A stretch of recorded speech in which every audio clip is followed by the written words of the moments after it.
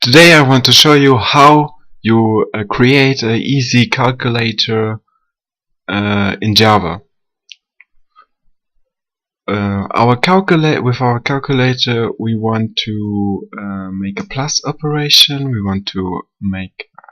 use a minus operator, a multiply operator, and a divider, and we want to make a division. So I've created here 4 methods. A method who adds the number, who subtracts them, so a minus b, and multiplies them, a times b, and division. Because I use here a double method, because there's the possibility that when we, for example, say 20 divided by 15, we will get not a number without a comma. For example, when we divide 20 by 50, we will get 1.3, 3, 3, 3, and so on. So, when you don't know what a method is, just imagine like a machine. So you have a machine where you put 2 numbers in, and then you get on your console 1 number out, because we said here system print out ln. We can do that like this way, or we can do it another way, like we've done here. We can say double A, double B, then we say double D. We can also say double C, or double number, or double result, but we here say double D, and then we say here A divided by B, and then we will turn double D. When we do this, we have to print it here.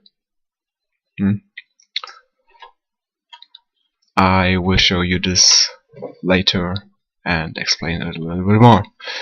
But let's start with our main method. So we will say here at the begin, please type in your mathematical problem. So we start the problem and the program, and then we see it here. So now we have to create a scanner. We could also create a Buffett reader or use I/O tools, but now we are using a scanner. So we create it, then we say scanner sc. Here we could say anything. We could say hello, we could say la la la, we could say scanner, not just sc, but here we have to say scanner, but here we can use anything that we want. Then we have to say new scanner and system point in, that the program knows that we want to print something in the program, not something out. So then we will say number A, which is basically number 1 of our mathematical problem, and then we say sc, that's this here, point next integer. So our program knows that number A will be the first integer. Yeah, the program has to know that when I type in 5, enter, now number A is equal to 5. Then we have a string operator.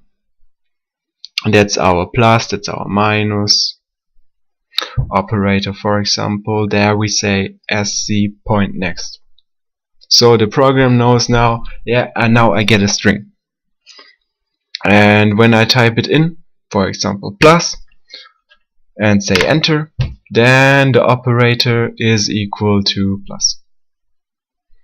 So now I have a number B. That's my second number, and that's the same thing with A. So I have to say sc point next integer, and the program now knows when I type in, for example, 10, that B now is equal to next integer, so 10. The result is 50. So how we get the result now? So I've created here 4 or 5 if operations, or 1 else, so for, or 1 if, 3 else if, and one else operation. So we started here. The program, with this we can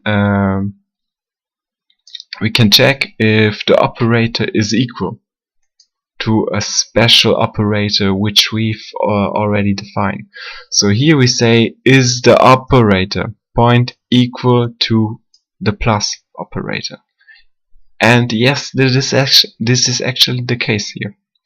So we call this method here our plus method.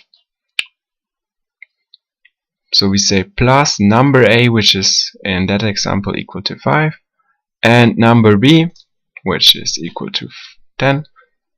Please use this operator, this method, and print out a. That's basically the whole program. But we could also have another operator, for example the minus operator.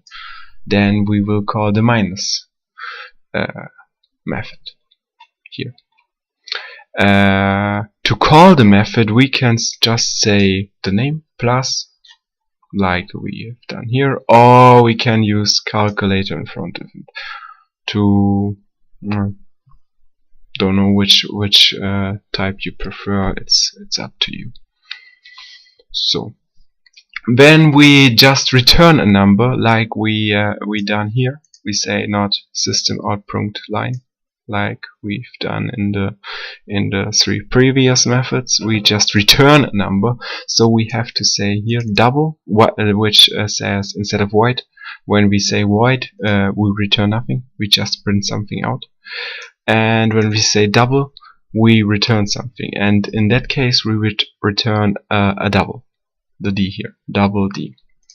And now this here is equal to this double D, and that we have to print out, because at no point in the program we have done that. So now we have to do it now. So, and this will work. I will show you. I say, for example, 5 divided by 4, I get 1.25. If I wouldn't have a double, I would get a 1, just 1.0, or just 1. I have to use a double to get that the exact result. So what happens when I type in an operation that makes no sense? For example, I type in 5h4. Yeah, then this will happen. Yeah, no case, not the if case, not the else if 1, not the else if 2, not the else if 3 case will be true. So I say else system, please use a mathematical operator. I will call this. So that's basically how you create a very easy calculator in Java. I hope you've learned something. If you'd like the video, please subscribe, and thank you for your attention. And I would say we see each other, or we hear each other, or you will hear me next time.